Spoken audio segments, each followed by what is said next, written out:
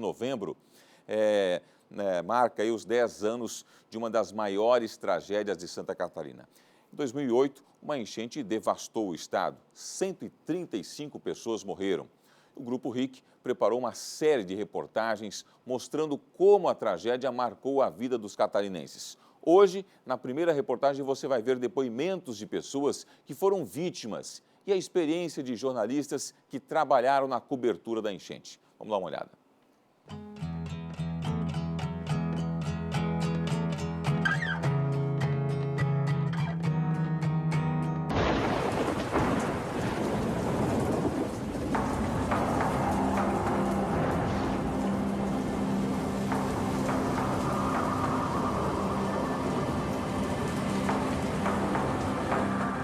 De novembro, começam alguns alagamentos por causa da chuva, que não para, trazida por um ciclone extratropical.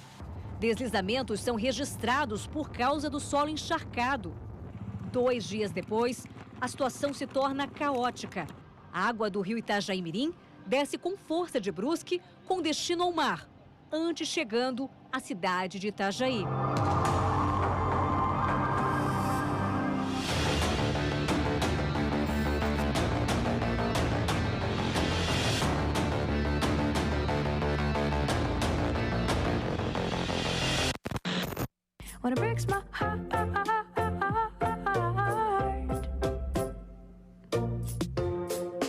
Era sábado, dia especial para Franciele e o então noivo Luiz Fernando, o dia do casamento.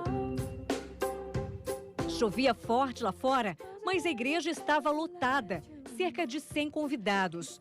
Foi o tão esperado dia do sim. No salão da igreja, o DJ animava a festa. Até que antes mesmo do fim, convidados começaram a atender os celulares e muitos decidiram ir embora. Algo estava errado. Era o começo de uma das maiores enchentes já registradas em Itajaí e em Santa Catarina.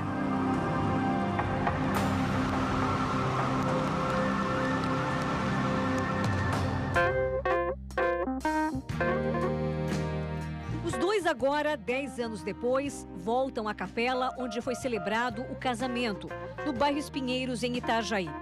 O lugar mudou bastante, mas as lembranças ficaram. A mesa do buffet era aqui no meio, daí começou a pingar água em cima da mesa do buffet, porque de tanta chuva não portava, né, a água.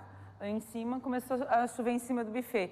Daí a gente viu que a situação já estava piorando. No outro dia, na verdade, é que eu fui ter consciência do que estava acontecendo, porque até então, para nós, era como tantas e outras vezes aconteceu de chover por alguns dias e alagar. O casamento foi uma festa de comemoração que a gente quis fazer e a enchente veio para fazer uma lembrança não tão boa, mas que com certeza vai ficar pro resto da vida, né?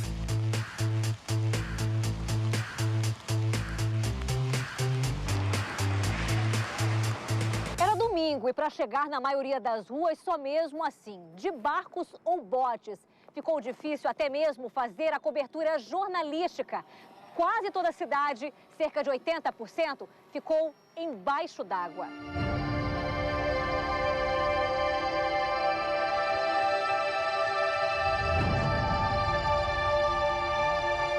A água tomou conta de Itajaí, mas também de outras cidades de Santa Catarina.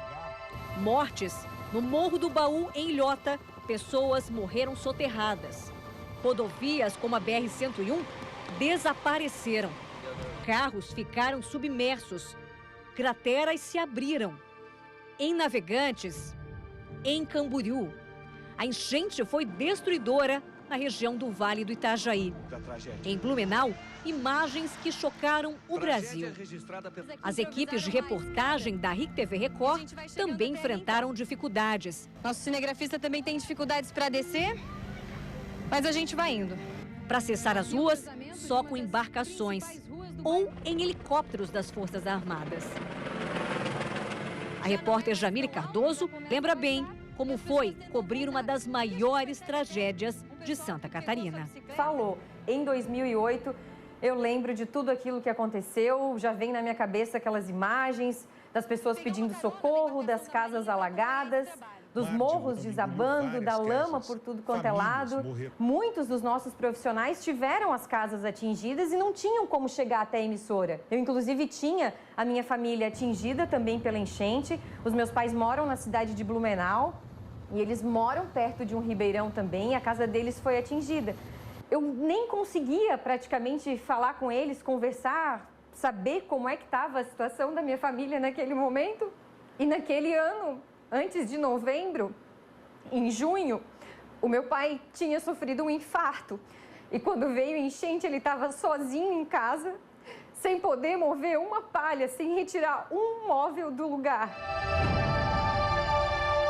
Em determinado momento, o caos. Com as cidades da região alagadas, houve corte de energia elétrica em vários pontos. E a comunicação por telefone fixo e celular foi comprometida. Foi aí que os radioamadores se mostraram tão importantes. Para a informação do nível do rio Itajaí, câmbio. O Moreto foi um deles que se tornou voluntário.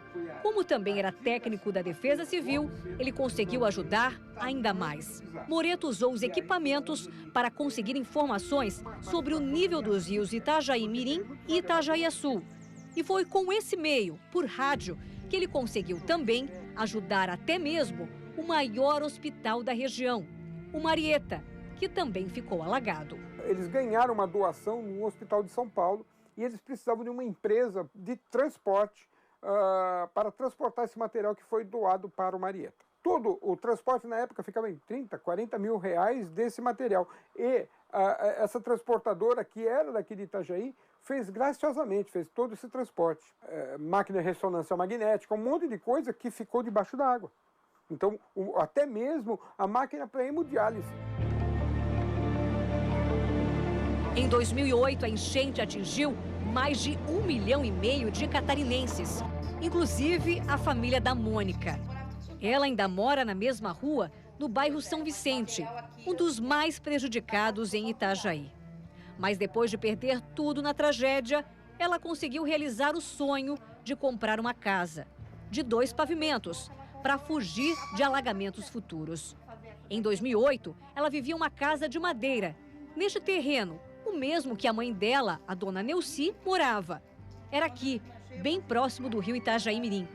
Quando deu a enchente, a água veio com tanta força que não deu tempo de reagir.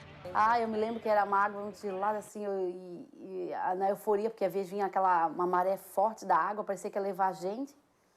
E aí a gente querendo tirar os bichos lá de cima, porque coitadinhas não podia ficar lá. Aí eu lembro o desespero assim, que a gente passou, né? Olhando tudo aqueles móveis, o que tu ia fazer? Sem um fogão, sem uma água, sem uma luz. É uma sensação bem difícil, é uma coisa bem complicada. Assim, quem passa sabe o quanto é difícil ter que estar correndo tudo, tirar tudo, as coisas.